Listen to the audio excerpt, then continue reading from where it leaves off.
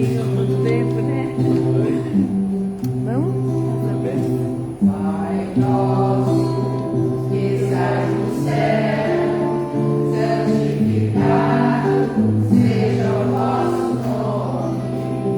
Venha a nós o vosso reino, seja feita a vossa vontade, assim na terra como no céu, assim na terra como no céu. O pão nosso de cada dia dai-nos hoje, ó Senhor.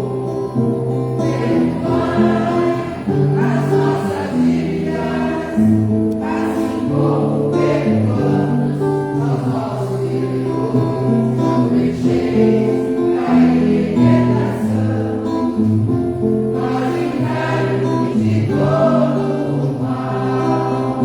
Não deixeis cair em tentação, mas livrai-nos de todo mal. Pai nosso, que estás no céu, santificado seja o vosso nome.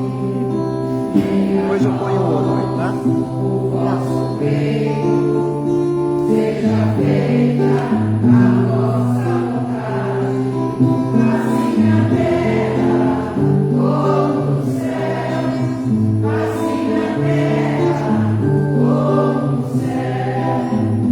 O pão nosso de cada dia dai-nos hoje, ó Senhor.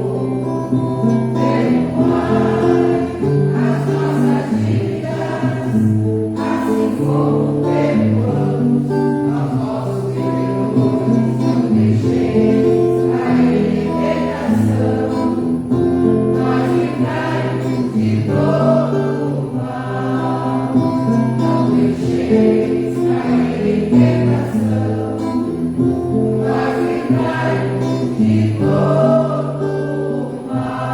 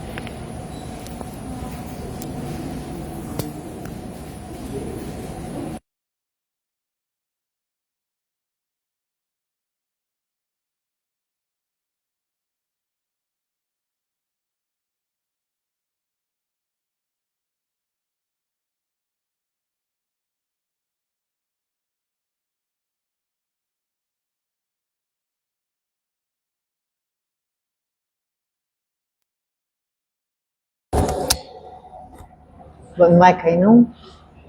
Não?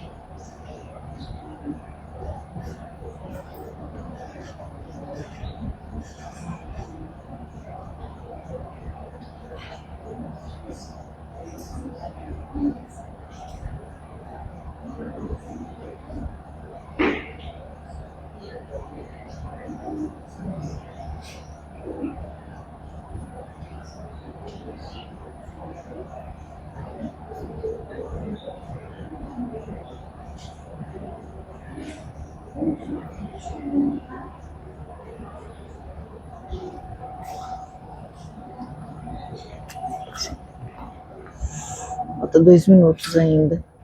2 minutinhos. 2 minutinhos. Ai, nossa foto de Maria atrás de mim. É. Oi? Ah, é? Tá bom.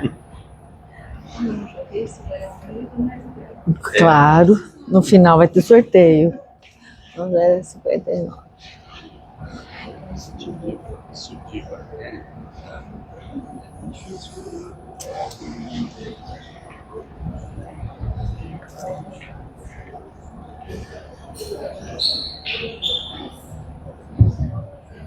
Então, boa noite a todos. Tá ligado aqui?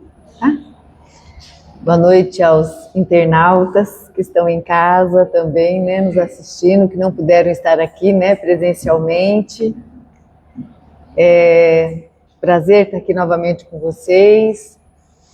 E é sempre uma alegria, feliz daqueles que conseguem estar, virem para a Casa Espírita, não é? Toda vez que a gente chega aqui, que a gente adentra esse salão, nós estamos sendo atendidos pela espiritualidade. É como se aqui fosse, como não? Aqui é um pronto-socorro de almas, onde todos nós precisamos de ajuda, de alguma forma. Então, que bom que a gente pode estar aqui hoje. Vamos elevar nossos pensamentos, mudar nossa frequência vibratória por um pouquinho de tempo enquanto a gente está aqui. Eu queria lembrar que os espíritos superiores, eles se aproximam de nós quando nós relaxamos, quando nós tiramos a testa franzida, relaxa o ombro, eleva o pensamento e aí favorece a expansão do perispírito e a aproximação mais. Bom, a gente sente mais fácil a presença desses amigos benfeitores ao nosso lado, né? Nos atendendo nas nossas necessidades, que são tantas, não é? Então é isso, que bom que a gente pode estar aqui hoje. Fiquem até o final, porque no final vai ter sorteio de livro, mas não é para dispersar o padrão vibratório. Vamos então fazer nossa prece inicial? Vamos relaxar? Vamos trazer Jesus na nossa tela mental. Essa figura de Maria de Nazaré aqui na tela, nos abençoando, nos iluminando, nos intuindo bons pensamentos. Sobretudo, aproveitando os momentos em que aqui estamos, para que as nossas necessidades sejam atendidas de acordo com o nosso merecimento. Que possamos despertar os ouvidos de nossa alma para aproveitarmos os ensinamentos que aqui viemos buscar, para que saiamos daqui um pouquinho melhores do que chegamos. Seja conosco então espíritos amigos, benfeitores queridos, que nos acompanham e que dirigem esse trabalho todas as quartas-feiras. Que assim seja. Então, o tema dessa noite, um tanto diferente do que eu costumo trazer aqui para nós, para nossa reflexão, para nossa conversa, ele partiu de um artigo que eu recebi do Instituto de Políticas de Saúde, porque nós somos profissionais de saúde, então estamos recebendo sempre informações novas, boletins, e eu recebi um artigo do Instituto de Políticas Públicas em Saúde, intitulado A Saúde dos Brasileiros de 2024 para cá. Um trabalho grande que me despertou a atenção, eu acabei lendo o trabalho inteiro e fiquei deveras muito assustada com o que eu li, preocupada, assim, um pouco assombrada, e resolvi compartilhar com vocês esse estudo e as implicações espirituais dessa problemática que está assolando o nosso país e assolando o mundo. Porque não é só aqui, porque depois, a partir deste artigo, eu fui buscar outras informações e cheguei na revista The Lancet, que é uma revista internacional, americana, a melhor revista científica do mundo, quem está na área da pesquisa que sabe, e outros estudos que corroboraram para eu trazer as informações. Tinha muito material, eu fiz uma seleção do que eu achei mais interessante, e no fim eu vou fazer uma abordagem das implicações e os desdobramentos espirituais dessa problemática aí. Então, a nossa conversa de hoje é jogos e vícios morais.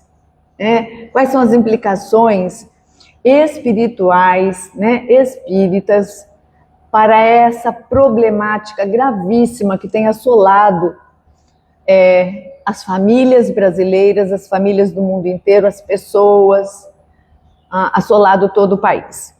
Então, eu vou começar trazendo esse panorama geral e depois vou trazendo a abordagem e as implicações, os desdobramentos espirituais dessa problemática. Em 2024, quer dizer, o estudo é de 2024 para cá, então é super recente, tá? Atualizadíssimo. Os brasileiros, vou começar pelos dados aqui nacionais, os brasileiros enviaram 240 bilhões para plataformas de apostas em 2024. Nesse mesmo ano de 2024, o transtorno do jogo transformou-se na principal causa de endividamento familiar no país, passando à frente dos juros, à frente dos créditos e de outras de natureza econômica. O dinheiro foi, em boa parte, de quem menos possuía recurso financeiro. 240 bilhões de reais foram entregues a plataformas de apostas por pessoas carentes. O que são apostas? Eu fui pesquisar. O que são apostas? Apostas são um produto planejado, a gente planeja, tá? Para produzir um engajamento contínuo. Aposta é isso, é contínuo. Isto é, o que vai acontecer? O cérebro vai liberando hormônios que dão prazer, como a dopamina, tá? Por antecipação de resultado. Olha isso, que eu vou trazer a parte da saúde também, né? Então, o que são apostas? São produtos planejados para engajar você, tá? Numa situação de continuidade, em que o seu cérebro vai liberando dopamina, que te dá prazer, por antecipação daquele resultado. Não no ganho em si, mas pelo prazer da aposta. A dopamina já antecipa um resultado que nem aconteceu, tá? E não no ganho em si. Então, antes, esse processo neurológico, psíquico, já vai produzindo sensações de prazer e de quero mais, independente do resultado. Tudo bem até aqui? Esse quase acerto, quase acertei, quase ganhei, quase cheguei lá. Exemplo, perder por um gol, por décimos de segundo, ativa em nós circuitos de recompensa cerebral que são semelhantes ao ganho real. Olha isso. Perder por um gol, décimos de segundos antes, aciona em nós, psicologicamente, tá? Circuitos de recompensa, como se fosse uma vitória real. É esse mecanismo psíquico-neurológico que vai mantendo esse comportamento, mesmo com saldos negativos, semanas após semanas. Porque o que eu quero trazer aqui hoje, que nós entendamos que a coisa começa, o cérebro responde, esse circuito de recompensa vai sendo acionado cada vez mais, semana após semana, independente do ganho real ou da perda. Por enquanto, só estou falando de saúde, de como a gente se vicia, como a coisa acontece, certo? O perfil do apostador brasileiro, segundo dados do Banco Central e do Data Senado em 2024, que eu fui lá buscar, é predominante masculino jovem, com renda de até 2 salários mínimos. Esse é o perfil predominante, com renda de até 2 salários mínimos, tá? Presta atenção. Entre os beneficiários do Bolsa Família, 5 milhões apostaram em um único mês em 2024. 5 milhões de beneficiários do Bolsa Família apostaram num único mês em 2024. Esses 5 milhões de pessoas beneficiárias do Bolsa Família enviaram 2 bilhões para essas plataformas de jogos naquele mês. Isso significa 1% do orçamento anual do programa de Bolsa Família. Então, meus irmãos, a ilusão de complementar a renda é o vetor de entrada para o sistema do circuito de recompensa, tá? Isso todos os artigos trazem. Essa população tem sido estudada pela neurologia, pela psiquiatria, né? Eu não vou entrar nesse mérito, mas já tem até um ambulatório na USP, trabalhando com a questão dos viciados em jogos, né? Para trabalhar a questão da dependência. A gente chega lá. Mais um pouquinho do cenário, só mais um pouquinho. O impacto econômico, esse impacto econômico, ele pode ser medido em várias escalas. Eu não vou trazer todas as escalas aqui que eu vi. Eu fiz um resumo. Vamos pensar no nível individual. No nível individual, 1.800.000 brasileiros entraram em inadimplência por apostas em 2024. 1 milhão de brasileiros, com aquele perfil que eu acabei de falar. Certo?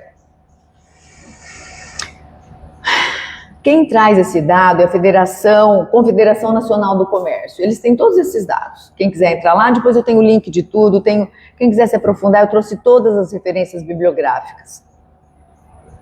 Isso no nível individual. No nível macro, no contexto econômico do nível macro, o varejo deixou de faturar 103 bilhões no mesmo período, porque esse dinheiro foi redirecionado para plataformas de jogos.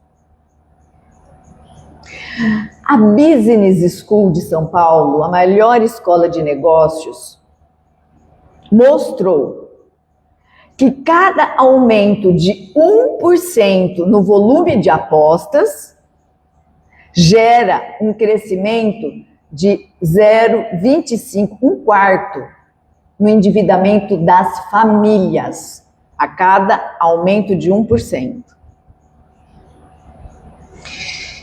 Preocupado com esse cenário, tá? A Associação Brasileira de Psiquiatria formou um grupo de estudos de psiquiatras, neurobiologistas, neurologistas e etc. Pessoal que trabalha com a neuroimagem, enfim, esse grupo todo aí fez uma revisão, tá? No Manual de Diagnóstico de Transtornos Mentais, na sua 5ª edição, que foi agora em 2025, e reclassificou apostas. E essa problemática classificou-a como dependência e não mais como transtorno do controle de impulso. Na psiquiatria, as pessoas que jogavam eram classificadas pelos psiquiatras com um quadro de transtorno do controle de impulso. A pessoa não tem controle do impulso. Isso foi retirado e houve uma nova classificação. Agora a classificação é dependência do impulso.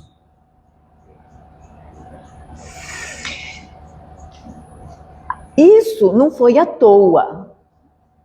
Então, quando você vai lá no manual, na 5ª edição, e vai ler por que o consenso da psiquiatria faz essa nova classificação, é baseado, aí entra nos estudos com essa população, o nível de dependência, de viciação, tá? E aí tem muitos estudos lá que levaram a Sociedade Brasileira de Psiquiatria a reclassificar esse transtorno, tá? Então, olha só o que fala lá. Por que eles mudaram? Nos estudos mostrou um alto padrão de tolerância à perda, comportamento de fuga de realidade, tentativa frustrada de controle. Hoje eu não vou, mas é frustrado, ele vai. Continuidade do engajamento do circuito de recompensa, apesar das consequências danosas no qual aquele indivíduo já se enrolou. Então, esse quadro foi estudado pelos psiquiatras, por isso que foi reclassificado como dependência. E aí vem mais. Nas plataformas de cassino online, sabia que eu não sabia, gente, eu aprendi tanta coisa com isso, eu não tinha ideia do quão profundo e quão grave é isso. E como existe jogo para tudo quanto é tipo de gosto. Né? Fiquei chocada. Nas plataformas de cassino online, 15% dos adultos desenvolvem e já estão em tratamento para esse tipo de transtorno. No caso das bets esportivas, a taxa é de 10%. Foi publicado esse estudo na revista The Lancet americana em 2024, cobrindo centenas de estudos que apontaram isso. E aí, essa associação de psiquiatria diz o seguinte, que as comorbidades, o que é comorbidades? Que acompanha junto a doença, que vem junto, comorbidades é aquilo que vem junto, tá, da doença. Na psiquiatria é regra. Então as comorbidades são regras. Vamos ver, quais são elas? Depressão maior ou menor, que a depressão tem várias classificações, tá? Transtorno de ansiedade grave, uso de substâncias junto com o transtorno, isso coexiste, tudo isso junto, em mais de 60% dos casos de transtorno do jogo. Isso coexiste junto. Depressão em todas as suas escalas, transtornos de ansiedade nas suas escalas, do mais grave ao mais simples, e o uso de substâncias menos lícitas coexistem junto nesse perfil estudado. Com esse quadro, esse indivíduo se torna muito vulnerável, esse jogador. Esse indivíduo ele se torna muito vulnerável, certo? E faz com que o ciclo de perdas comece a girar de forma ininterrupta. Por exemplo, endividamento, o isolamento, a pessoa começa a ter comportamento de... Observem adolescentes, jovens, se vocês têm gente na família, começa a ter isolamento e a vergonha que acompanha o dano, tá? Então, como ele começa a perder em algum momento, e a sensação do endividamento familiar, o seu próprio endividamento, ele começa a se isolar, ele tem vergonha do que está acontecendo, mas ele já não consegue mais se livrar. Em média, cada pessoa com transtorno do jogo afeta negativamente outras 6 ao seu redor, incluindo familiares, parceiros e filhos. Esses estudos já identificaram taxas elevadas de ansiedade, de depressão em cônjuges. Então, ou o marido ou a mulher, né, já começa a também ter o transtorno, porque o cônjuge, o parceiro, entrou nessa roda. Né? Porque afeta, lembra que eu falei? Quantos por cento das famílias brasileiras estão endividadas? E o transtorno do controle do impulso cria essas dependências comportamentais e o indivíduo não consegue sair. Um quadro também anotado nos estudos é a mentira. A vulnerabilidade, a dependência, o endividamento, a vergonha e a mentira. Porque ele começa a mentir. Porque tem vergonha, então ele nega. Todo esse quadro só colabora para que as coisas se agravem cada vez mais. Suicídio foi identificada como a principal causa de morte nessa população. E aí eu vou começar a entrar nas implicações espirituais já. Porque aí o indivíduo se vê numa situação tal, ele não vê saída, ele está endividado, ele endividou a família dele está acabada, ele não consegue vislumbrar mais saída. Então o suicídio acaba sendo uma rota de fuga e de saída. É gravíssimo, é gravíssimo. Mais de 15% das pessoas com transtorno do jogo relataram nas entrevistas dos estudos que tentaram o suicídio. Então, além do suicídio consumado, nós temos um índice alto de tentativa de suicídio, né? Os estudiosos identificaram uma sequência típica que é padrão e ocorre com todos esses indivíduos, que é perda financeira grave, ocultação, tentativa ininterrupta de se recuperar, tá? E aí, mais quebra financeira. Isso está descrito com consistência na literatura e nos estudos. Então, é um padrão que se repete.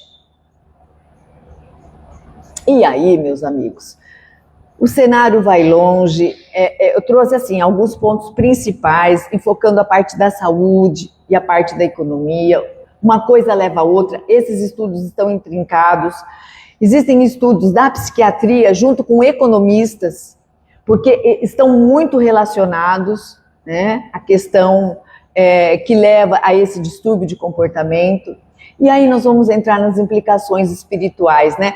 O quadro por si só já apresenta para a gente a gravidade das implicações espirituais, né, espíritas, para este quadro, né? Nós já sabemos que esse quadro esse padrão de comportamento, de padrão vibratório, de mudança de conduta, vai atrair espíritos do mesmo teor de comportamento. Espíritos batedores, brincalhões, zombeteiros, que querem mais ver o circo pegar fogo, nossos irmãozinhos ainda equivocados, mas que estão aqui entre nós, aguardando a menor brecha, para se infiltrarem nas nossas famílias, nas nossas vidas, nas vidas dos nossos familiares. Os espíritas são frontalmente atacados, mas nós não vamos falar aqui dos espíritas. Nós vamos falar de todos os nossos irmãos que enfrentam essa problemática e que precisam de acolhimento, de atendimento fraterno. Então, se nós conhecermos alguns que estão passando por isso, amigos, familiares, alguma família que está, porque eles ocultam, as famílias estão em desespero, estão endividadas. Então se oculta isso, mas nós temos que desvelar essa problemática, falar disso e acolher esses nossos irmãos. Nós não vamos resolver a problemática, mas nós vamos ouvir, nós vamos acolher, nós vamos amparar, né? Convidar para vir, porque a partir do momento da mudança de padrão vibratório, esses espíritos começam também a se afastar, começam também a ser encaminhados para tratamento, né? O Espiritismo não proíbe nada, o Espiritismo não proíbe nada. O Espiritismo é a doutrina do livre-arbítrio. É a doutrina da semeadura, do consolo, do esclarecimento. O Espiritismo não proíbe nada a ninguém, nada de nada. Mas ele desaconselha este caminho. Ele desaconselha porque o Espiritismo nos alerta sobre os prejuízos morais, psicológicos e espirituais dos seus vícios e das obsessões que eles acarretam. Inevitavelmente. Não tem como. A doutrina espírita, ela preza, fala, e nós temos isso no Evangelho segundo o Espiritismo, nós temos em outras obras do Pentateuco kardeciano e das obras colaboradoras de Kardec, como as obras de André Luiz, os livros do Divaldo e etc.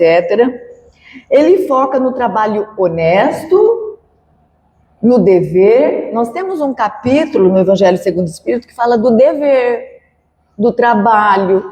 No Evangelho, no Livro dos Espíritos, tem um módulo inteiro sobre a lei do progresso. A lei do progresso, ela trata do dever, do trabalho, do nosso comportamento frente a isso.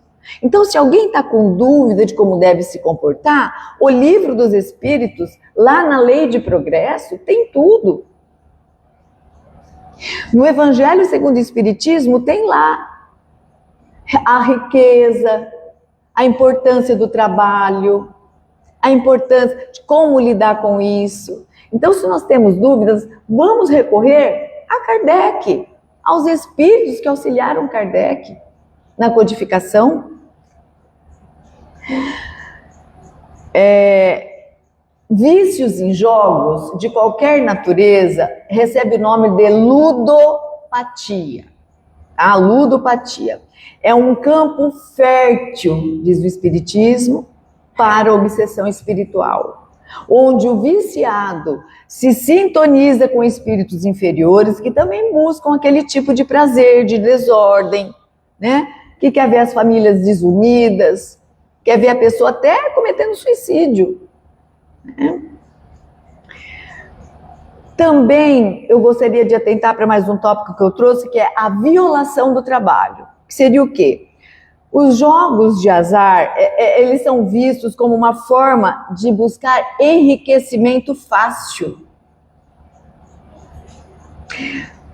Isso faz com que a gente comece a negligenciar o esforço digno e o trabalho digno, que são caminhos legítimos para nosso progresso material e espiritual.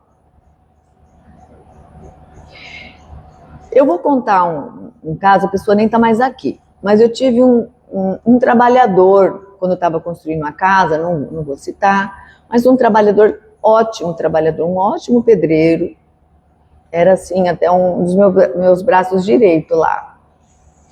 Um determinado tempo eu comecei a chegar na obra e ver ele deitado com o celular. Ô fulano, tudo bem aí? Tá na hora de almoço ainda? Não, só tô dando uma olhadinha aqui. Eu chegava na obra, tal, ficava lá um tempo e ele lá deitado com o celular. Os outros já me entregaram.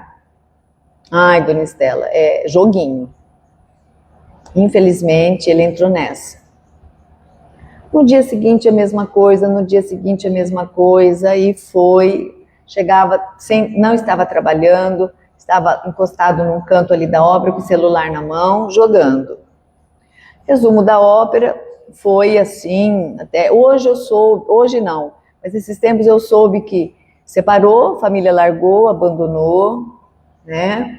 Ele foi embora fugido, porque muita dívida, sempre se endividou com pessoas, comércio, etc.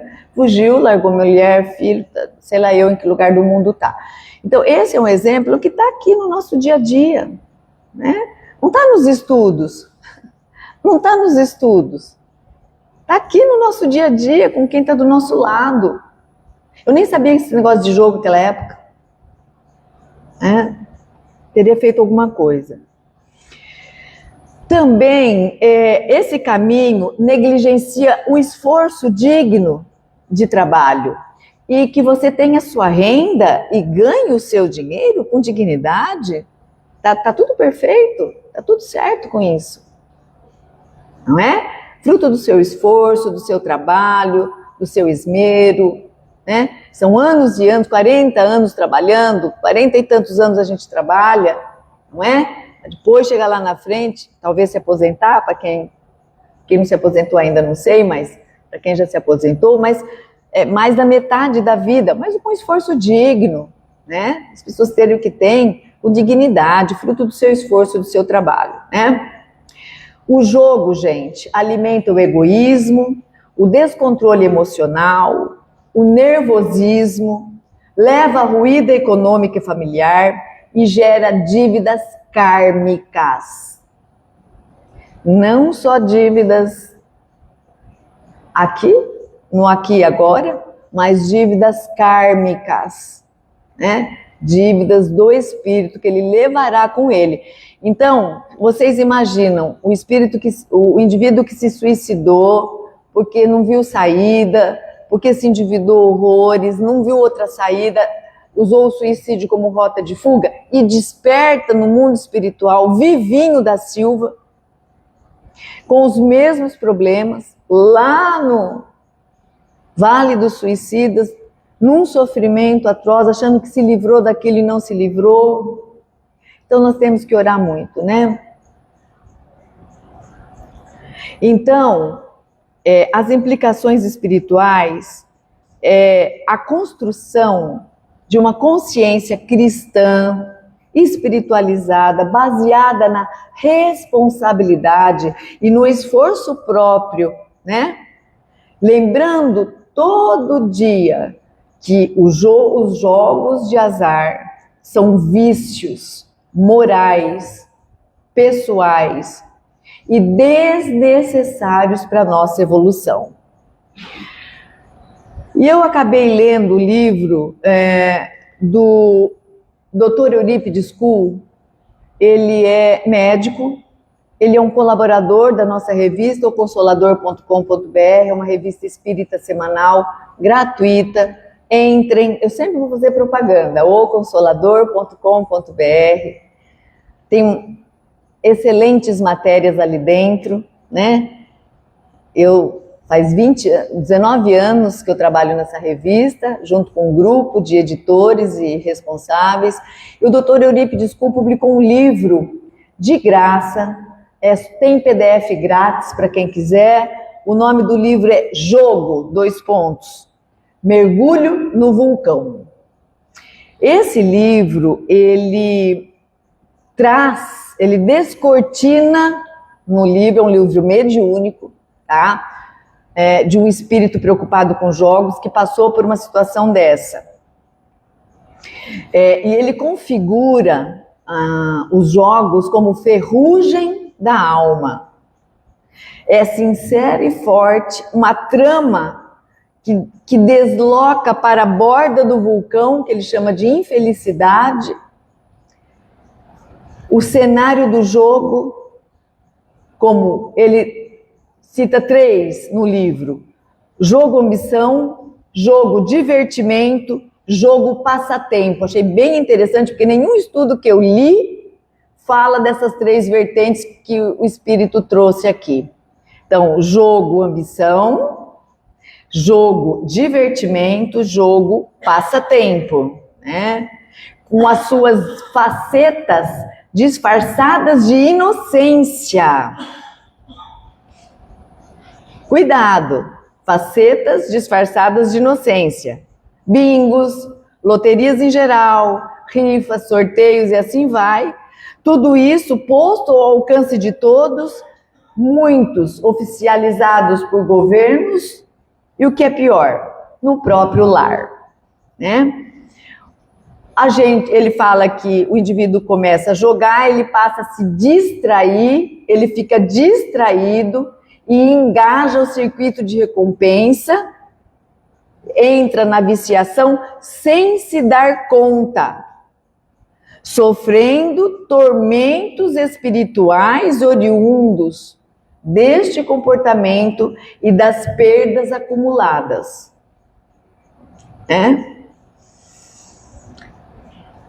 Aí ele fala assim no livro, esses são trechinhos do livro que eu estou trazendo para vocês.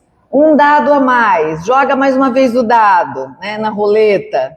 Joga mais uma ficha, mais uma cartela. O espírito fica ali assoprando. Só mais um pouquinho. Só mais um pouquinho. Aposta um pouco mais. Só mais um pouquinho. Está no livro.